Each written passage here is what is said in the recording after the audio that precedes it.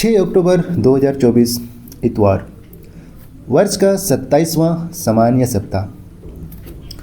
आज का पहला पाठ है उत्पत्ति ग्रंथ अध्याय 2 पद संख्या 18 से 24। प्रभु ने कहा, अकेला रहना मनुष्य के लिए अच्छा नहीं है, इसलिए मैं उनके लिए एक उपयुक्त सहयोगी बनाऊंगा। तब प्रभु ने मिट्टी से पृथ्वी पर के सभी पशुओं और आकाश के सभी पक्षियों को गढ़ा और यह देखने के लिए कि मनुष्य उन्हें क्या नाम देगा।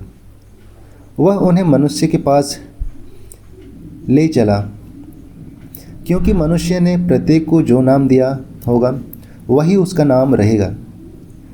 मनुष्य ने सभी घरेलू पशुओं, आकाश के पक्षियों और सभी जंगली जीव जंतुओं का नाम रखा, किंतु उसे अपने लिए उपयुक्त सहयोगी नहीं मिला।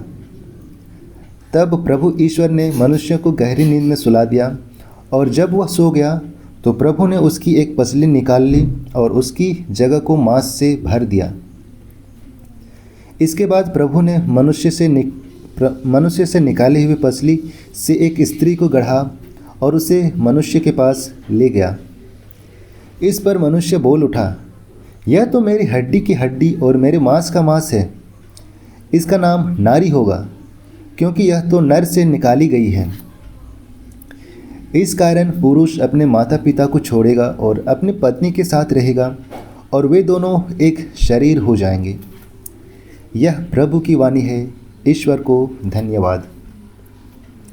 दूसरा पाठ इब्रानियों के नाम पत्र अध्याय 2 पद संख्या 9 से 11।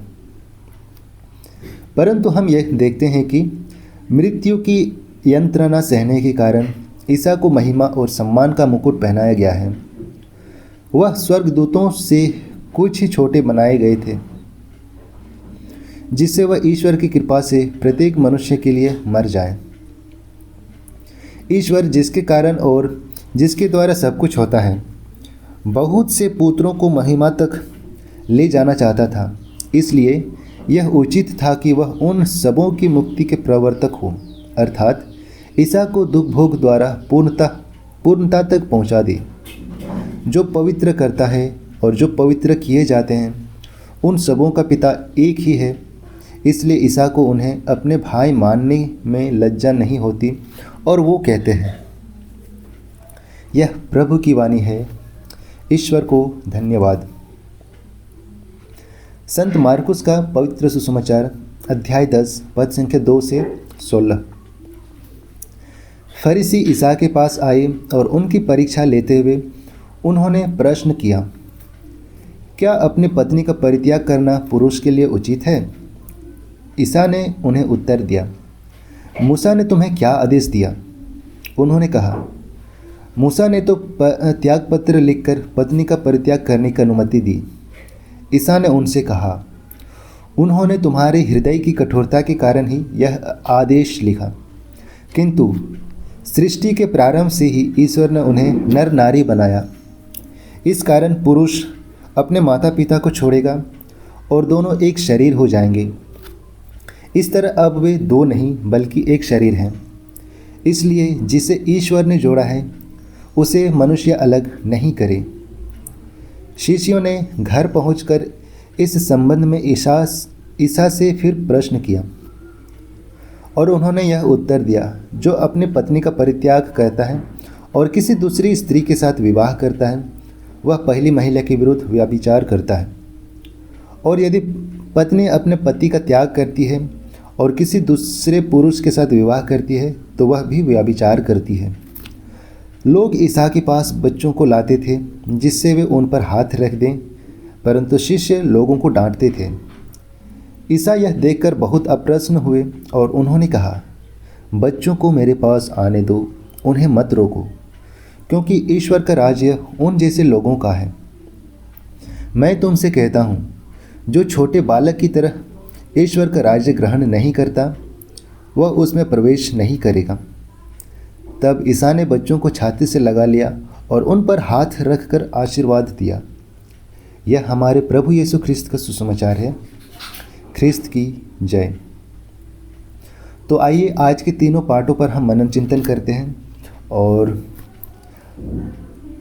इसे हम फादर डेनिस के द्वारा हम देखेंगे और वो लिखते हैं, हमारा प्रभु ईश्वर एक है और ईश्वर में 3 जन हैं, पिता, पुत्र और पवित्र आत्मा। यह हमें ईश्वर और उसमें समाहित पवित्र रिश्ते की विशेषता बतलाता है। पवित्र त्रित्व का रिश्ता एक पवित्र, गूढ़, अटूट और एकता का रिश्ता है। आज के सुसमाचार में हम एक ऐसे रिश्ते से रूबरू होते हैं जो कि एक पवित्र रिश्ता है और इस रिश्ते से परिवार का निर्माण होता है। यह रिश्ता पति और पत्नी के बीच का रिश्ता है जो विवाह के द्वारा एक दूसरे से जुड़ते हैं। यह कलीसिया का एक पवित्र संस्कार है। प्रभु ईश्वर ने सृष्टि कार्य से अपना रिश्ता सृष्टि से बनाए रखा है। सृष्टिकर्ता सृष्टि का रिश्ता, विशेष रूप से ईश्वर और मनुष्य का रिश्ता, उन्होंने अपना स्वरूप बनाकर एक रिश्ते को एक नई दिशा देकर एक अमिट रिश्ते को कायम किया है। परंतु मनुष्य ने पाप में गिरकर अपने आप को इस रिश्ते से दूर कर दिया। फिर भी प्रभु ईश्वर ने कभी भी मनुष्य का साथ नहीं छोड़ा और हमेशा किसी न किसी प्रकार से इस रिश्ते को बनाए रखने की कोशिश की। मैं तुम्हें अपनी प्रजा मानूंगा और तुम्हारा ईश्वर होऊंगा। इस बात को हम निर्गमन ग्रंथ के अध्याय 6 के 7वें पद पर, यिर्मयाह का 30वें अध्याय के 22वें पद पर, 31वें अध्याय के पहले पद पर और 33वें पद पर और 7वें अध्याय के 23वें पद पर तथा उत्पत्ति ग्रंथ के 17वें अध्याय के 8वें पद पर और निर्गमन ग्रंथ के 29वें अध्याय के 45वें पद पर और एजेकियल का ग्रंथ के 20वें अध्याय के 20वें पद पर हम इस बात को पढ़ सकते हैं। आज के सुसमाचार में हम पति पत्नी के रिश्ते के बीच में उलझन संबंधित प्रश्न के बारे में सुनते हैं जो कि फरीसियों द्वारा ईसा से पूछा गया। यह प्रश्न पति पत्नी के रिश्ते को सुलझाने हेतु नहीं, परंतु प्रभु ईसा की परीक्षा और उन्हें किस प्रकार से फंसाने हेतु पूछा गया।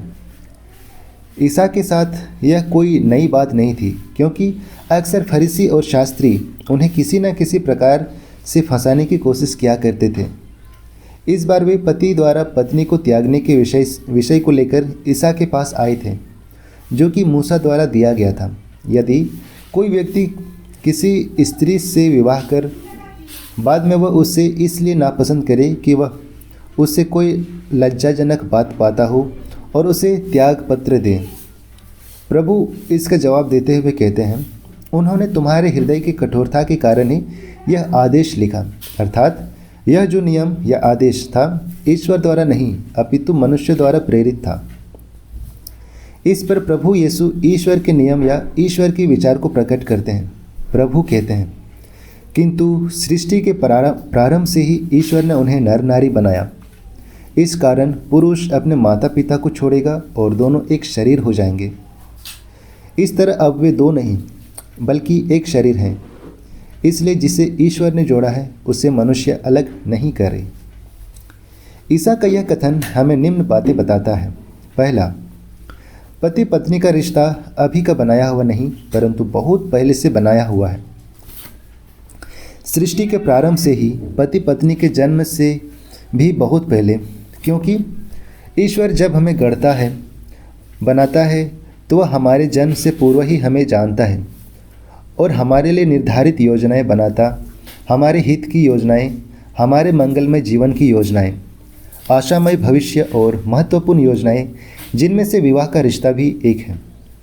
दूसरा, एकता का रिश्ता। विवाह के बाद वे दो नहीं अपितु एक हो जाते हैं, जिस प्रकार पवित्र त्रित्व एक है। इसलिए संत पौलुस एफिसियों के नाम अपने पत्र में पतियों से कहता है, पति अपने पत्नियों को इस प्रकार प्यार करे मानो वह उसका शरीर हो। कोई अपने शरीर से बैर नहीं करता, उल्टे वह उसका पालन पोषण करता और उसकी देखभाल करता है। इस बात को हम एफिसियों के ग्रंथ में, एफिसियों के नाम पौलुस के पत्र में हम देखते हैं अध्याय 5 के 28 और 29वें पद पर। प्रभु ईश्वर ने नारी को नर के अंग से ही बनाया। तब प्रभु ईश्वर ने मनुष्य को गहरी नींद में सुला दिया और जब वह सो गया तो प्रभु ने उसकी पसली निकाल ली और उसकी जगह को मांस से भर दिया। इसके बाद प्रभु ने मनुष्य से निकाली हुई पसली से एक स्त्री को गढ़ा और उसे मनुष्य के पास ले गया। तीसरा, ईश्वर की इच्छा। ईश्वर और मनुष्य के विचार में बहुत फर्क है। प्रभु यह कहता है, तुम लोगों के विचार मेरे विचार नहीं और मेरे मार्ग तुम लोगों के मार्ग नहीं। जिस तरह आकाश पृथ्वी से ऊंचा है, उसी तरह मेरे मार्ग तुम्हारे मार्गों से और मेरे विचार तुम्हारे विचारों से ऊंचे हैं। यह रिश्ता किसी मनुष्य द्वारा नहीं परंतु ईश्वर द्वारा बनाया हुआ है। जिसे ईश्वर ने जोड़ा है उसे मनुष्य अलग नहीं करे। जिस रिश्ते को ईश्वर ने जोड़ा है, निर्धारित किया है, उसे मनुष्य केवल अपने स्वार्थ के लिए या अपने जिम्मेदारी से बचने के लिए या किसी भी स्वार्थी मतलब से अलग नहीं करे। संत मत्ती का सुसमाचार इस विषय में स्पष्ट रूप से प्रस्तुत करता है। मैं तुम लोगों से कहता हूँ कि व्यभिचार के सिवा किसी अन्य कारण से जो अपनी पत्नी का परित्याग करता है और किसी दूसरी स्त्री से विवाह करता है, वह भी व्यभिचार करता है। आजकल का ज़माना बहुत ही अलग है। आजकल परित्याग या डिवोर्स आम बात होती जा रही है। हर छोटी से छोटी बात पर परिवार टूटते जा रहे हैं। पति पत्नी में झगड़े, विवाद बढ़कर डिवोर्स का रूप ले रही है। आजकल डिवोर्स के कई कारण हो सकते हैं: बीमारी, गरीबी, दहेज, शराब, ससुराल की कड़वाहट आदि। परंतु संत मत्ती का वचन स्पष्ट रूप से बताता है कि व्यभिचार के सिवा किसी अन्य कारण से जो अपनी पत्नी का परित्याग करता है और किसी दूसरी स्त्री से विवाह करता है, वह भी व्यभिचार करता है। पति और पत्नी के बीच झगड़ा, तकरार, परेशानी, मुसीबत, दुख सुख तो आम बात है, परंतु इनको लेकर परित्याग करना अर्थात ईश्वर के समक्ष की गई प्रतिज्ञा का निरादर है। विवाह के समय पति पत्नी ईश्वर के समक्ष यह वादा करते हैं कि चाहे सुख हो या दुख हो, हर परिस्थिति में मैं आपका या आपकी पत्नी या पति बनकर रहूँगा या रहूँगी। विवाह का रिश्ता एक पवित्रता भरा रिश्ता है जो तोड़ने के लिए नहीं परंतु निभाने के लिए बना हुआ है। जिस प्रकार मसीह और कलीसिया का रिश्ता है, उसी प्रकार पति पत्नी का रिश्ता भी होना चाहिए। एक दूसरे के प्रति प्रेम और समर्पण। यह रिश्ता दुख या समस्या देखकर भागने का नहीं परंतु अपने जीवन, प्रार्थना एवं श्रद्धापूर्वक जीवन द्वारा विपरीत परिस्थिति को अनुकूल स्थिति बनाने की है। संत जोसेफ, संत मोनिका, संत रीता, संत थॉमस मोर, बालक यीशु के संत तेरेसा के माता पिता, संत लुइस और जेली मार्टिन इसके ज्वलंत उदाहरण हैं और यह सब उनके त्यागपूर्ण, पवित्रता एवं संघर्षपूर्ण जीवन की कहानी है। पत्नियों, आप अपने पतियों के अधीन रहें। यदि उनमें कुछ व्यक्ति अब तक सुसमाचार स्वीकार नहीं करते तो वे आपका श्रद्धापूर्ण तथा पवित्र जीवन देखकर शब्दों के कारण नहीं बल्कि अपने पत्नियों के आचरण के कारण विश्वास की ओर आकर्षित हो जाएंगे।